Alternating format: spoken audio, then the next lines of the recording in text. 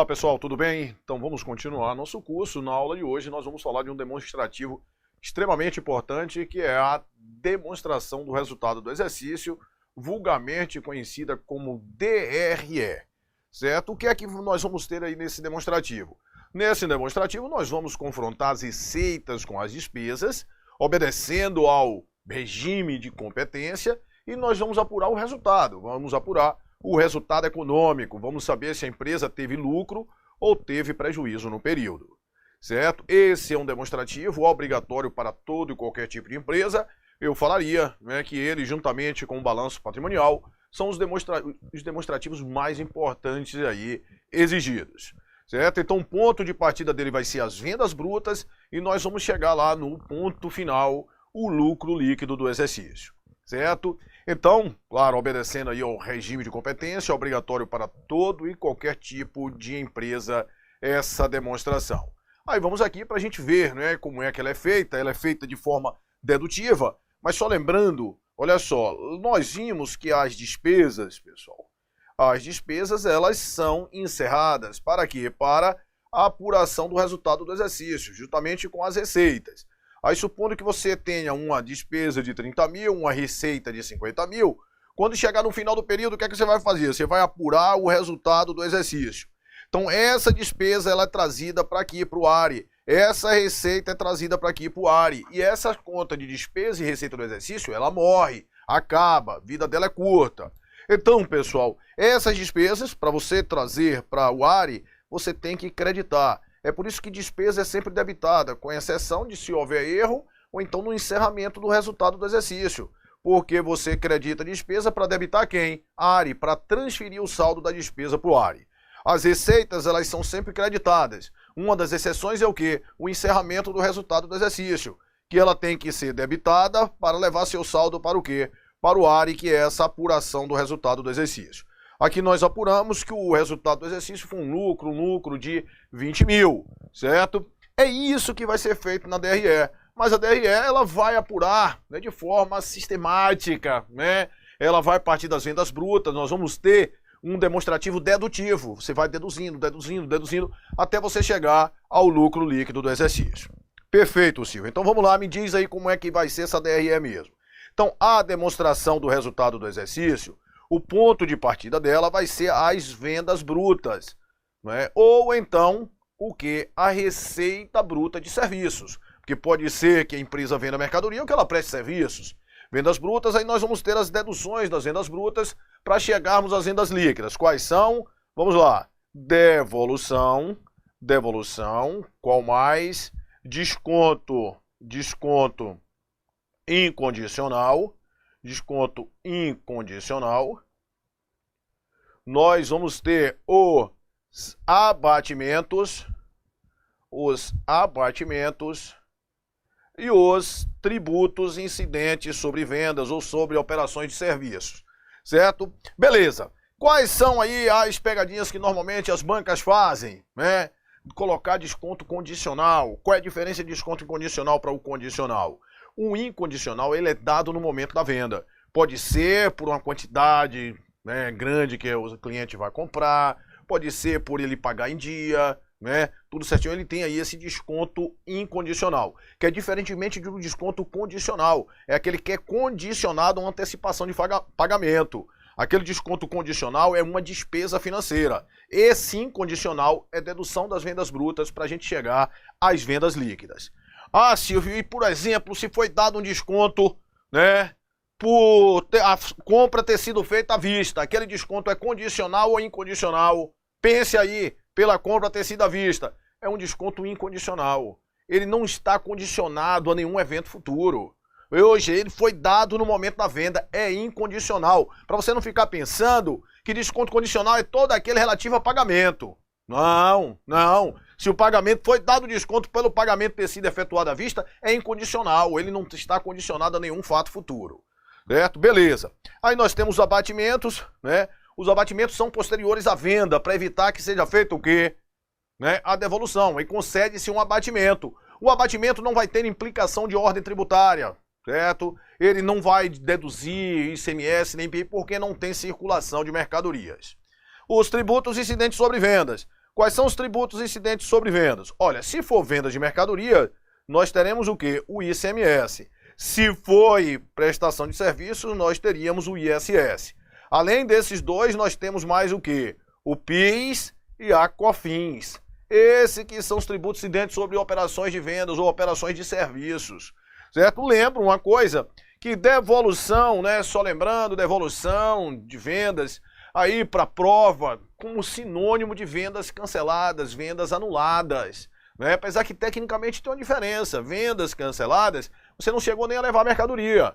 É diferente de devolução, mas as bancas todas tratam aí dessa mesma forma. Certo? Lembrando que serviços, não existe devolução de serviços. No caso, se fosse uma empresa prestadora de serviços, nós teríamos serviços cancelados, serviços anulados. Além disso, tomar muito cuidado com frete sobre vendas, seguros sobre vendas, comissões sobre vendas, que esses não são deduções das vendas brutas para a gente chegar ao valor das vendas líquidas. Isso são despesas comerciais, despesas com vendas. Certo? Tomar cuidado disso aí onde eles fazem as pegadinhas. Claro, a devolução, para que ela seja dedução de vendas brutas, para a gente chegar ao valor das vendas líquidas, elas têm que ser a devolução do próprio exercício. Beleza. Aí da DRE, nós vamos chegar às vendas líquidas, certo? As vendas líquidas. Aí dessas vendas líquidas, nós vamos tirar o custo da mercadoria vendida. O custo da mercadoria vendida é quem, Silvio? É estoque inicial, mais compras líquidas, menos estoque final. Sempre lembrando, né, que nas compras líquidas aqui, você tem que tirar os tributos recuperáveis e se por um acaso você pagou frete, pagou seguro, isso vai ser custo do estoque e isso você vai agregar aí ao valor das compras líquidas. Beleza, das vendas líquidas você tirou o CMV, nós teremos o lucro operacional bruto. Esse lucro operacional bruto é também chamado de lucro bruto, também chamado de resultado com mercadoria, se foi, né, de prestador de serviço, resultado com serviços, né, que esse lucro bruto vai ser justamente essas vendas líquidas menos o CMV, né. Aí nós teremos o lucro operacional bruto, também chamado de lucro bruto. Aqui, pessoal, nós vamos tirar, olha só, umas despesas, né, aqui nós vamos tirar despesas gerais e administrativas, despesas gerais administrativas. Além dessa aqui, nós vamos tirar as despesas, tiraremos as despesas comerciais, também chamada aí de despesas comerciais ou despesas com vendas. Aqui também nós tiraremos as despesas financeiras, deduzido aí, já vem deduzido, né, do valor das receitas financeiras, já menos o valor das receitas financeiras, deduzido das receitas financeiras. Além disso, a gente pode ter, por exemplo, uma receita com aluguel. Receita com aluguel, né, ela não se classificaria em nenhuma dessas aí. Uma receita com equivalência patrimonial, uma receita com dividendos, todas essas receitas aí a gente vai colocar como outras receitas operacionais, mas já a gente fala, outras receitas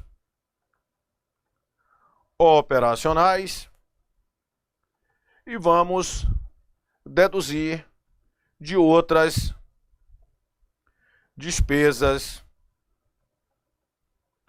operacionais. Aí nós vamos ter o lucro que fala, o chamado lucro operacional líquido.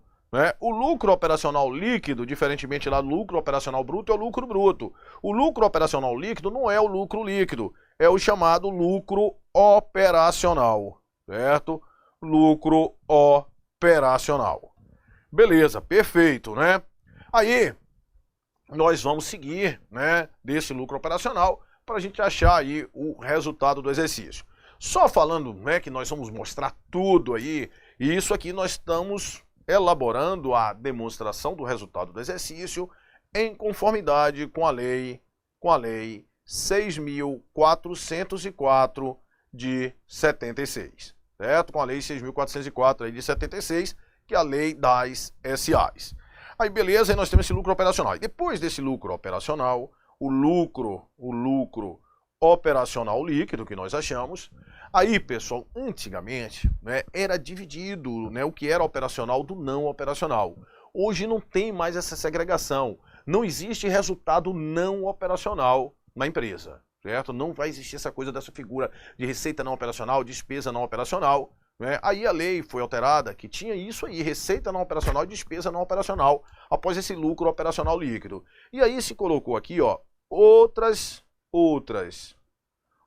receitas, somar outras receitas e subtrair aqui outras despesas. Ô Silvio, e que de acha então vai ser outras receitas e outras despesas? É o que antes a gente chamava ali, colocava ali como resultado não operacional.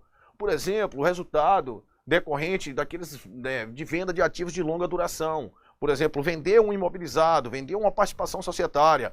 Houve lucro naquela transação. Se houve lucro naquela transação, a gente vai colocar aqui outras receitas. Lucro na venda de imobilizado, prejuízo na venda de imobilizado, venda de participação societária com lucro, né? Tudo isso aí vai para aquele momento ali da DRE, que antes isso aí era chamado de resultado não operacional, certo? Aí nós vamos ter, após isso aí, o chamado lucro antes do imposto de renda e da contribuição social. Lucro antes do imposto de renda e da contribuição social, né? Beleza. Aí, né, nós vamos pegar e encontrar a, né, contribuição social, o valor do imposto de renda, a gente vai calcular em cima desse valor aqui, certo? Aí vamos supor que nós chegamos ali a um valor de 100 mil e temos que calcular a contribuição social e o imposto de renda, que a contribuição social, vamos supor que seja de 10% e o imposto de renda seja de 20%. Aí nós vamos calcular a contribuição social 10% de 100 mil, vai dar quanto? Vai dar 10 mil. O imposto de renda, ele é 20%, mas só que não é aceito essa contribuição social como dedução. Então, se fosse aceito como dedução, seria 20% de quanto? De 100 menos 10. Isso seria a base correta, né? Seria, como ela é dedutível, seria esse valor que era para incidir o imposto de renda. E isso aí, as provas cobram esse conhecimento seu, né, do imposto de renda. Por quê? Porque nas provas, tanto contribuição social como imposto de renda, eles vão sempre incidir na mesma base, certo? Eles vão incidir na mesma base. Então aí, na realidade, é como se eu estivesse diminuindo 10 mil, porque ela é dedutiva, mas eu estivesse somando 10 mil, porque, né, porque a DRE é de forma dedutiva, né, eu teria diminuído esses 10 mil, mas como ela não é aceita como dedução do imposto de renda, eu voltaria a somar. Então, na realidade, ela vai incidir na mesma base do imposto de renda aí, a contribuição social, certo? Então, vai ser 20% de quanto? Aí é comum, inclusive, você já fazer isso aqui tudo de uma vez só. Como assim, Silvio? Você pega aqui a alíquota conjunta, 30% de 10 mil, de 100 mil, que vai dar quanto? Que vai dar 30 mil. Certo? Beleza. Aí depois disso aqui, nós vamos ter o lucro, ó, o chamado LADI. LADI. Lucro após a dedução do imposto de renda. Beleza, né? Aí esse LADI, vamos supor que deu ali 70 mil.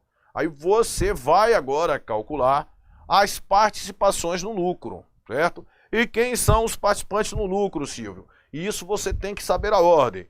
Os participantes no lucro são debenturistas, participação de debentures, participação de empregados, participação de partes beneficiárias, beleza, né? Participação de empregado, opa, aqui eu pulei uma, né? Os administradores ficaram, né? Debêntures, empregado, administradores, partes beneficiárias e, porventura, aí os fundos de pensão, certo? Então, o que é que acontece? Você tem que gravar essa ordem. E a ordem, para você gravar, você vai gravar essas iniciais aqui, ó. Quais são as iniciais, Silvio? Tá ali, ó. debêntures, empregados, administradores, partes beneficiárias e os fundos DEAPF, dedicação exclusiva até a prova de fiscal, né? Melhor maneira para você gravar isso aí, dedicação exclusiva até a prova de fiscal. Perfeito. Aí você vai calcular essas participações no lucro. Normalmente você vai fazer isso aqui separadamente, essas participações no lucro, né? Aí eu tenho debêntures, 10%. Aí qual vai ser a base de debêntures? Vai ser 10% de 70 mil, que vai ser igual a quanto? Que vai ser igual a 7 mil a participação de debenturistas. A participação de empregados, cada participação posterior, vai ser igual à base anterior menos a participação anterior. Olha que legal. Então, por isso que você tem que saber a ordem. Então, a participação de empregado, na realidade, vai ser 10% da base anterior. Qual foi a base anterior? 70 mil, menos a participação anterior, que foi 7 mil. Que isso vai dar 70 menos 7, 63 mil, 10%, 6.300 é a participação de empregados, né? E a participação de administradores, vamos supor que seja 10% da base anterior. Quem foi a base anterior? 63 mil menos a participação anterior, 6.300. Que isso vai me dar quanto, Silvio? Isso vai me dar 56.700, 56.700, 10% vai dar 5.670, né? 56.700, que vai dar 5.670. Beleza. E assim sucessivamente você acha as outras participações. E aí nós vamos chegar ao lucro líquido, no caso, né, dessa questão, deu lucro líquido do exercício. E o lucro líquido vai ser quanto? Vai ser 70 mil menos 11 menos 5, né? 16, 70 menos 16, 54, vai dar 53.030. 53.030 vai ser o lucro líquido do exercício. Vamos só calcular para não ficar nada errado. 70 mil menos 7, 6, 13, 5, 18. Não, 18 menos 18, 970. Isso vai ser igual a 51.030. 51.030. Né? Deixa eu só ver ali, 63 mil, né? Menos 6.300 vezes 10%, 5.670. Certinho aí. Então, esse lucro líquido do exercício, depois você vai pegar esse lucro líquido do exercício e vai dividir pela quantidade de ações em tesouraria. Quantidade de ações em tesouraria, e você vai ter o lucro líquido por ação do capital social. Quantidade de ações em circulação, certo? Quantidade de ações em circulação. Então, quando eu falo quantidade de ações em circulação, é para você retirar, por exemplo, as de tesouraria, certo? Não é quantidade de ações de tesouraria, não. Quantidade de ações da empresa que estão em circulação, certo? Quantidade de ações em circulação. E ali, no caso, você tiraria as, né, ações em tesourarias, se fosse o caso, certo? Então, isso aqui, pessoal, é o que nós temos aí, né, de acordo com a Lei 6.404. Aí nós vamos chamar a atenção aqui algumas coisas para você, claro, ficar preparado para o concurso de auditor, de contador, até da NASA, né? Então vamos supor, né, esqueça ali os valores, vamos supor que eu tivesse vendas brutas aqui de, né, 1 milhão, vendas brutas de 1 milhão. Aí eu tive aqui, ó, devolução, 100 mil, desconto incondicional, 50 mil. Abatimentos, 30 mil. Eu quero saber, Silvio, qual é que vai ser a base de cálculo dos tributos aí do ICMS, do PIS e do COFINS, certo? A base de cálculo, pessoal, do ICMS, por exemplo, você vai tirar a devolução e o desconto incondicional. O abatimento, como eu falei, não tem circulação de mercadoria, não tem impacto, né? Não tem impacto tributário. Então a base de cálculo do ICMS, se ele fosse, por exemplo, de 18%, era para ser 18% em cima de quem? De 850 mil. Olha só, porque são duas coisas diferentes. Eu estou dizendo que o correto é você não tirar o abatimento da base de cálculo de quem? Do ICMS, dos tributos.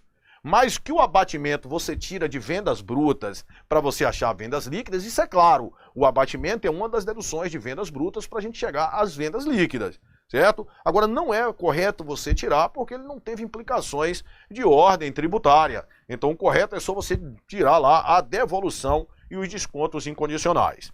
Como o nosso curso, né, A gente fala de tudo da ESAF. A ESAF antigamente, pessoal, ela não tem cobrado isso já tem mais de 15 anos que caiu esse tipo de coisa. Eu não acredito que venha cobrar mais. Você poderia fazer uma questão da ESAF desse jeito aí, pessoal, né? E ele colocar a base de cálculo em cima, na realidade, de 100 menos 180, de 820, né? Ou seja, deduziu o abatimento da base de cálculo dos tributos. Isso está correto, Silvio? Olha só, né? O abatimento, em regra, na maioria dos casos, não falo nada, o abatimento é dado posterior à venda para evitar a devolução, certo? Mas, excepcionalmente, esse abatimento ele poderia ser dado no momento da venda. Por exemplo, você vai comprar alguma coisa e aquela coisa está variada. Então, tecnicamente, o que você vai ter ali não seria um desconto condicional. O mais correto seria a denominação de abatimento. Como esse abatimento seria dado no momento da venda, ele estaria na nota fiscal. Aí sim, ele teria que ser deduzido lá da base de cálculo dos tributos, certo? Mas se não falo nada, é porque presume-se que o abatimento é posterior à venda. E um abatimento sendo posterior à venda, você não tem que deduzir para achar a base de cálculo dos tributos. Você só pega somente devolução e descontos incondicionais. Perfeito? Beleza. Então, ó, Silvio, o ICMS, né? 18% lá de 850 mil, beleza, né? PIS e COFINS. Aí PIS e COFINS, olha só, PIS e COFINS. Quando a gente viu as operações com mercadorias, eu disse que era para você colocar a base de cálculo, mesma coisa, né? PIS e COFINS seria 18% de 850 mil. Aí você pode estar pensando, Silvio, saiu já, né, uma decisão do STF dizendo que o ICMS não é para integrar a base de cálculo do PIS e COFINS. Sendo dessa forma, na hora que eu fosse calcular esse PIS e COFINS, o PIS e COFINS não era para eu deixar o ICMS na base de cálculo dele. Porque como eu estou botando ele ali incidindo em 850 mil, o ICMS está ali dentro. Então o mais correto seria eu tirar, né, esse ICMS dali de dentro. Vamos ver quanto daria o ICMS, 850 mil, vezes 18%, que daria 153 mil. Menos 850, daria 697, ou seja, 850 mil menos 153. Menos 153, que seria o caso do ICMS. Pessoal, houve sim essa decisão do STF, né, que é para você deduzir o ICMS da base de cálculo do PIS e COFINS, ou seja, para o ICMS não integrar a base de cálculo do PIS e da COFINS. Só que foi feita uma consulta à Receita, né? E ela disse que até que tem uma resolução do Senado retirando de circulação, ela entende que vai ser dessa forma. Então, se não falar na tua prova, em decisão recente do Senado, em decisão recente do STF, esse tipo de coisa, o mais correto é você colocar todos na mesma base, certo? 18% tanto de ICMS quanto de PIS e COFINS em cima dos 850 mil. Então você só tira o quê? Devolução e desconto incondicional, certo? Só para você tirar devolução e desconto condicional. Beleza. Aí, ô Silvio, e o IPI, Silvio? Pessoal, o IPI, ele é um tributo por fora. Ele não está nas vendas brutas, por isso que a gente não vai retirar ele. Ele não está nas vendas brutas. Ele é um tributo por fora, é um valor além das vendas brutas, que as empresas industriais, quando vender, né, estão sujeitas aí. Então, aí criou-se uma ficção jurídica denominado faturamento bruto, né, que seria justamente o valor, né, das vendas mais o IPI. Aí vamos supor que o faturamento bruto disso aqui tivesse sido 1.100.000. Aí muita gente fala assim, mas o PIS e COFINS, o IPI integra a base de cálculo do PIS e COFINS. Pessoal, não integra não, certo? Aquilo ali é somente na compra, quando você compra para revender, que o IPI não integra a base de cálculo do ICMS e o IPI vai integrar a base de cálculo do PIS e da COFINS. Aqui vai ser a mesma coisa, ICMS, PIS e COFINS. Lembrando dessa recente decisão do STF, que ainda não tivemos a resolução do Senado. Que é diferentemente daquela coisa lá do desconto condicional da base de cálculo do IPI, né, que antigamente tinha a decisão do STF e não tinha a resolução do Senado. Agora, com a resolução do Senado, a gente tem que tirar o desconto condicional da base de cálculo do IPI. Aqui existe a decisão, mas como não houve essa resolução do Senado, eu sugiro que você calcule o PIS e COFINS na mesma base de cálculo do ICMS. Lembrando que tem essa decisão. Se citar, a gente ajusta. Beleza, né? Aí nós temos o lucro bruto, resultado com mercadoria. Aí nós vamos ter despesas gerais e administrativas, despesas comerciais, né? Normalmente as questões não pedem, né, para você diferenciar esse tipo de uma despesa, né, e outra. Mas vamos lá, né? Se você tem uma despesa com vendas, é uma despesa o quê? Comercial, né? Uma despesa com frete, né? Uma despesa com publicidade, tá tudo ali em despesa comercial. Uma despesa administrativa, salário lá da administração, né? IPTU, essa coisa tudo é da parte geral, né? A despesa financeira e outras, né? E receita financeira, aí é fácil, né? Despesa financeira, juros, né? Variação cambial, variação monetária, tudo isso serão receitas ou despesas financeiras. Aí nós temos outras receitas operacionais, outras despesas operacionais, nós teremos ali o lucro operacional. Conforme falamos, né, outras receitas e outras despesas ali. Pessoal, só uma coisa que eu chamo a atenção, que na DRE, as despesas, elas podem ser classificadas. Se você for olhar, numa DRE, você tem poucas receitas, né? Tem poucas receitas. Você só vai ter receita, olha lá, receita de vendas, depois aqui uma coisa que pode ser receita financeira, outras receitas operacionais e outras receitas. Imagine, na DRE toda você só pode ter 4 tipos de receita. Agora, despesa, você pode ter despesa com uma zorra aí na DRE. É por isso que, como a despesa é predominante, se você tiver um negócio lá somente aluguel, o que é que você presume? Que aquele negócio ali é despesa de aluguel. Porque como a despesa é predominante, ela não precisa ser denominada. Se tiver lá, se você omitir lá, se foi receita ou despesa, presume-se que é despesa, certo? Por quê? Porque ela é dominante na DRE. Outra coisa importante é que as despesas na DRE, elas podem ser classificadas de acordo com a natureza ou de acordo com a função, certo? Coisa importante, elas podem ser classificadas tanto de acordo com a natureza quanto de acordo com a função. Como assim, Silvio? Olha só, né? A função da despesa, né? Por exemplo, como eu coloco aqui, despesa administrativa.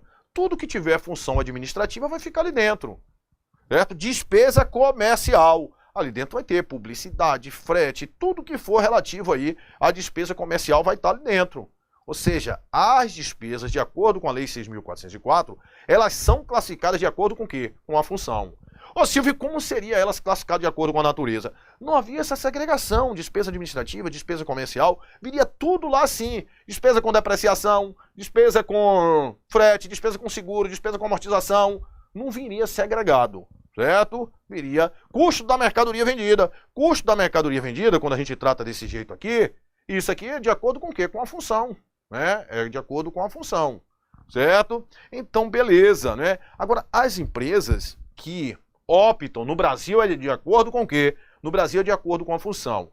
As empresas que optam em classificar as despesas de acordo com a função, elas estão obrigadas a explicitar a natureza das despesas.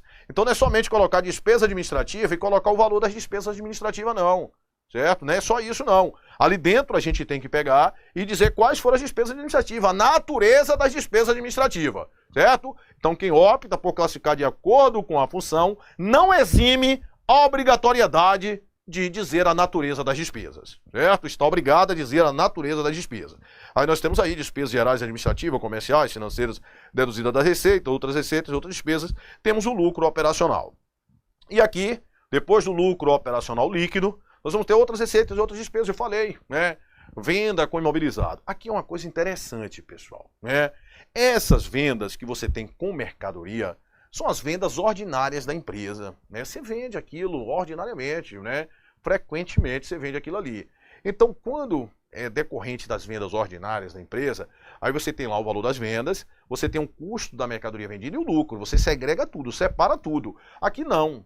Aqui, se você vendeu um imobilizado, vendeu um imobilizado por 100 mil. Aí eu teria uma receita com venda do imobilizado, 100 mil, e ele teve um custo imobilizado, 40 mil, que ele estava lá registrado como custo. Portanto, houve um lucro na venda do imobilizado de 60 mil. Pessoal, aí não vai aparecer, receita com imobilizado, custo de imobilizado, não vai aparecer nada disso. Só aparece o que na DRE? Lucro com venda do imobilizado. Por se tratar de quê? De uma atividade extraordinária, certo? Por tratar-se aí de uma atividade extraordinária, a gente não vai, né, separar ali como receita, custo e lucro, nada disso. Beleza? Aqui nós já falamos, né, desse lucro antes do imposto de renda e contribuição social, que aí para a prova a gente vai considerar eles na mesma base. Só dizendo, na prática, quando você chega ali naquele lucro antes do imposto de renda e contribuição social, você para ali, que foi o lucro que você apurou na contabilidade, e vai apurar o lucro tributável, certo? Que aí a gente vai falar um pouquinho desse lucro tributável aí já no próximo bloco, né? Pra gente ver toda a DRE, depois ver, né, os entendimentos aí que a gente tem que ter e ver também, né, a DRE de acordo com os pronunciamentos internacionais, de acordo com as normas internacionais, de acordo aí com o CPC e cuja obrigatoriedade aí para as sociedades de capital aberto, para a gente ficar antenado, para a gente saber tudo de DRE. Beleza? A gente dá um tempinho aqui para tomar uma água e a gente volta já já com mais DRE aí.